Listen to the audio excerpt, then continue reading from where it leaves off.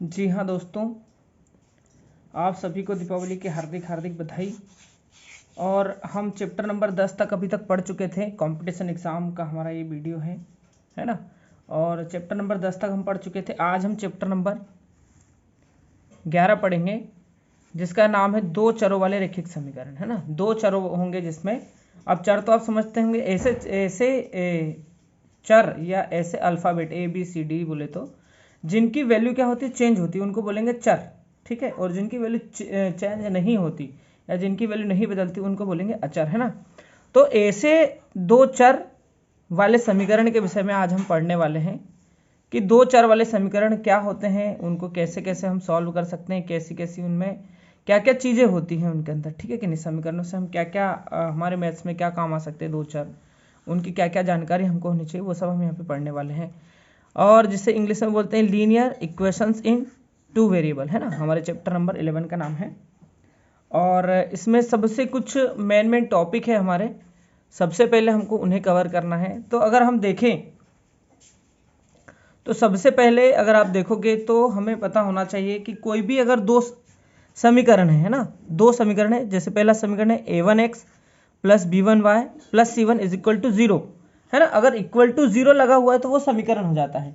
अगर equal to 0 नहीं है तो फिर वो होता है बहुपद, ठीक है कि नहीं।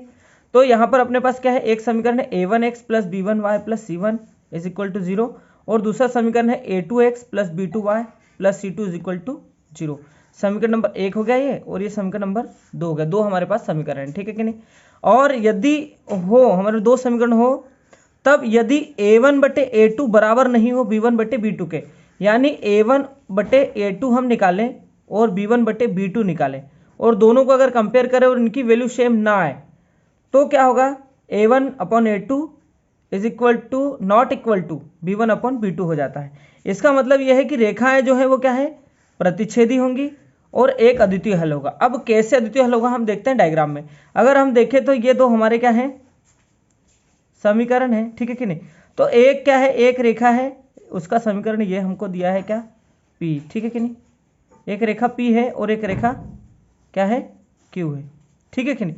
अगर a1 अपॉन a2 बराबर नहीं आया b1 अपॉन b2 के, तो रेखाएं क्या होंगी, प्रतिच्छेद करेंगे। मतलब एक रेखा ये है हमारी और एक रेखा क्या है, ये है, और ये दोनों इस पॉइंट पे क्या कर रहे हैं, जिसका नाम हम दे देते हैं O पॉइंट पे ये क्या कर रही है, प्रतिच्छेद कर रही है। और अगर आप देखोगे तो ये दोनों रेखाएं किसी एक पॉइंट पे प्रतिच्छेद कर रही है। कितने पॉइंट पे कर रही है, एक पॉइंट पे, यानी इसका अद्वितीय हल होगा। मतलब केवल और केवल एक हल होगा। कितने हल होंगे, केवल और केवल एक ही हल होगा, क्योंकि ये एक ही पॉइंट पे टच कर रही है। अगर हम देखें इस दोनों रेखाओं में दूसरी कंडीशन a1 अपॉन a2 हो, जो बराबर हो किसके, b1 अपॉन b2 के बराबर हो, और c1 अपॉन c2 जो हो वो b1 अपॉन b2 के बराबर हो, यानी a1 अपॉन a2 बराबर हो b1 अपॉन b2 के, और c1 अपॉन c2 तीनों आपस में क्या हो, बराबर हो, तीनों कंडीशन। अगर तीनों आपस में बराबर होती तो रेखा जो हमारी P है ना, यहाँ पर देखिए ये जो P है, इसी के ऊपर रेखा क्या होगी, Q भी होगी। और अगर ये इनको हम देखें तो रेखाएं कैसी होंगी, एक के ऊपर एक है। अगर रेखाएं एक के ऊपर एक है तो हम इसे बोलेंगे क्या, रेखाएं समपाती होंगी। क्या बोलेंगे इसको, रेखाएं समपाती होंगी। और अगर हम देखें तो ये बहुत सारे पॉइंट पर एक दूसरे को क्या कर रही है, मैच कर रही हैं, तो इनके क्या होंगे, अंततः अनेक हल होंगे, बहुत सारे हल इनके। तो हम देखते हैं कि जब भी रेखाएं क्या हो, समपाती हो, यानी ये एक रेखा P है, इसी पर एक रेखा Q है।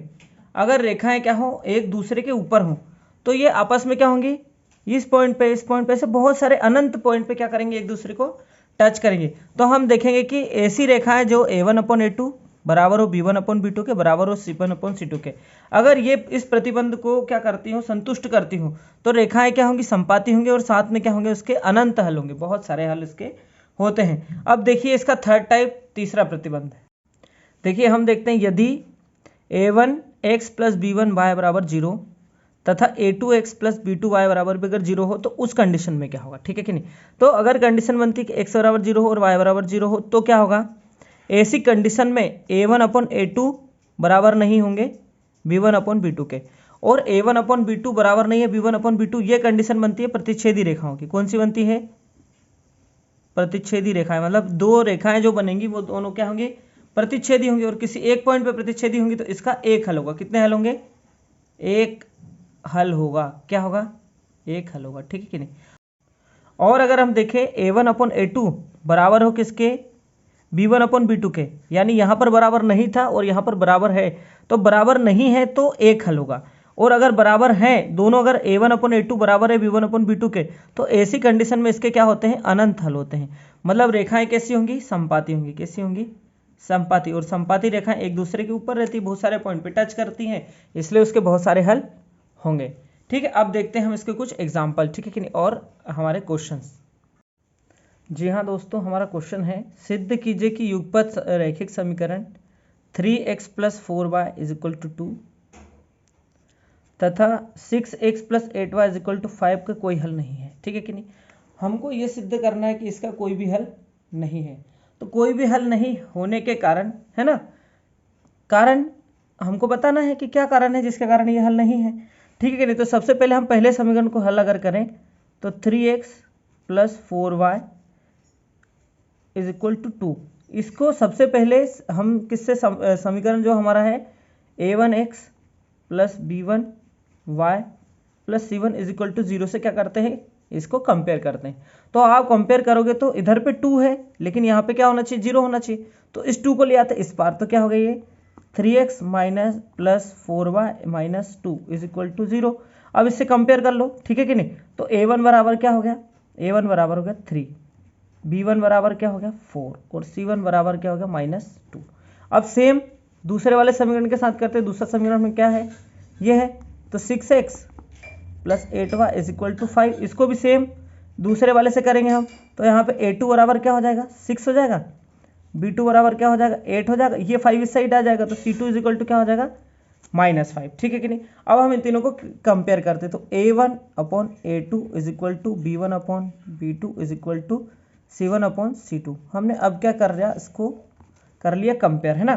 तो आप देखोगे इसमें कि a1 क्या है? a1 की वैल्यू है 3 और a2 की वैल्यू क्या है 6, b1 की वैल्यू क्या है 4 और b2 की वैल्यू क्या है 8, c1 की वैल्यू क्या है -2 और इसकी वैल्यू क्या है 5। तो माइनस से माइनस कट गए तो ये हो गया प्लस के दोनों। ठीक है कि नहीं। ये कट किया आपने तो 3 एकम 3, 3 दूआ 6, 4 एकम 4, 4 दूनी 8, और इसको करोगे तो ये नहीं कटेगा। तो आप देखेंगे कि a1 1/2, 1/2 और क्या है 2/5। तो आप देखो कि ये दोनों तो बराबर हैं, लेकिन ये दोनों बराबर नहीं है। ठीक है कि नहीं। तो अपने कौन से वाला लग गई कंडीशन? a1 अपॉन a2 बराबर है b1 अपॉन b2 बराबर नहीं है c1 अपॉन c2। तो इसका मतलब क्या होता है? रेखाएं कैसी होंगी? रेखाएं कैसी होंगी? समांतर होंगी। समांतर होंगी, और समांतर रेखाओं के साथ क्या होता है? कोई हल नहीं होता। ठीक है कि नहीं। कोई हल नहीं होगा। ठीक है कि नहीं। क्लियर हुआ? समांतर है, रेखाएं समांतर है, मतलब दोनों रेखाएं समांतर है। किसी पॉइंट पे टच नहीं किया मतलब हल नहीं है। अगर किसी पॉइंट पे टच करते तो हल होता। तो आशा करता हूँ आपको ये आसानी से समझ में आ गया। अब चलते हैं हम क्वेश्चन नंबर 2 की ओर।